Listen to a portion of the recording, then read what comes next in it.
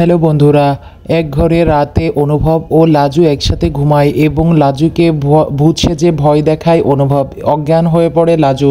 বিস্তারিত জানতে হলে ভিডিওটি না টেনে সম্পূর্ণ দেখতে থাকো। আগামী পর্বে দেখানো হবে যে লাজুর বাবা মা যখন রাত্রে অনুভবকে খেতে দেয় তখন অনুভবকে বলে যে তারা লাজুর রুমে ঘুমাবে। একথা শুনে ভীষণ পায় অনুভবের এবং অনুভব বলে আমি কেন ওর সাথে ঘুমাবো। তখন লাজুর বাবা অনেক রাগারাগি ঠিক তখন বাঁচিয়ে দেয় লাজু। পায়ে ইঁদুর পড়েছে বলে বাঁচিয়ে দেয়। এ কথা বলার পর যখন একসাথে তারা রাতে ঘুমায় তখন নিচে বিছানা পেতে লাজু ঘুমায় এবং খাটের উপর অনুভবকে ঘুমাতে দেয়। এর মধ্যে দেখা যায় রাত্রেবেলা অনুভব আসে। অনুভব ভূতের একটা মাস্ক পরে তারপর লাজুকে ভয় দেখায়। লাজু অনেক ভয় পেয়ে যায় এবং ভয় পেয়ে লাজু অজ্ঞান হয়ে পড়ে। তারপর অনুভব ডাকছিল যে লাজু লাজু এই বলে ডাকছিল। এর মধ্যেই দেখা যায় যে লাজুর বাবা মা দৌড়ে আসে এবং বলে কি হয়েছে। তখন লাজুর বোন বলে ও তো অজ্ঞান হয়ে পড়েছে।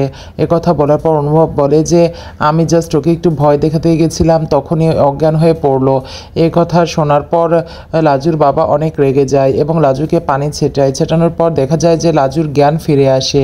অন্যদিকে দেখা যায় সুদেবদের বাড়িতে সুদেব ও ময়ূরাক্ষী কথা বলছিল এবং তারা দুজনে কথা বলার সময় ময়ূরাক্ষী বলে যে আমি তো 2-3 দিন পর আর চলে যাব, এ বাড়িতে আর থাকবো না, তুমি সাবধানে থেকো। কথা বললে সুদেব বলে তুমি কেন আগ বাড়িয়ে বেশি কথা বলতে গেলে, তুমি যদি বেশি কথা না বলতে তাহলে আজকে তুমি আমাদের বাড়িতে থাকতে পারতে, কোনো অসুবিধা হতো না। তখন সুদেবকে ময়ূরাক্ষী বলে যে আমার তোমাদের বাড়িতে আর ভাত নাই ভাগ্যে, এই জন্য আমাকে চলে যেতে হবে। ভগবান যা করে সব তার ইচ্ছাই করে। কথা বলার পর সুদেব বলে যে যাও এখন যে শুয়ে পড়ো, এত রাতে বাইরে থেকো নে, মা জানলে বকাবকি করবে। কথা জানার পর বলে যে তোমার মা এখন কি করছে। তখন সুদেব বলে মা রাগারাগি করার পর ঘুমিয়ে পড়েছে।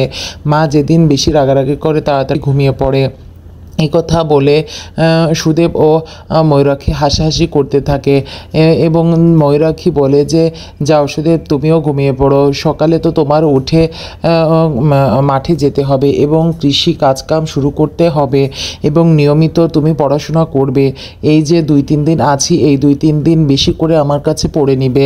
তখন সুদেব বলে যে হ্যাঁ আমি পড়ে নেব, কিন্তু তুমি কোথায় যাবে। তখন ময়ূরাক্ষী বলে যে আমি কলকাতা চলে যাব। একথা শুনে অবাক হয়ে যায় সুদেব। বন্ধুরা, পরবর্তী নতুন আপডেট ও ধামাকা জানতে হলে আমার চ্যানেলটিকে সাবস্ক্রাইব করে লাইক শেয়ার কমেন্ট করে পাশে থাকুন।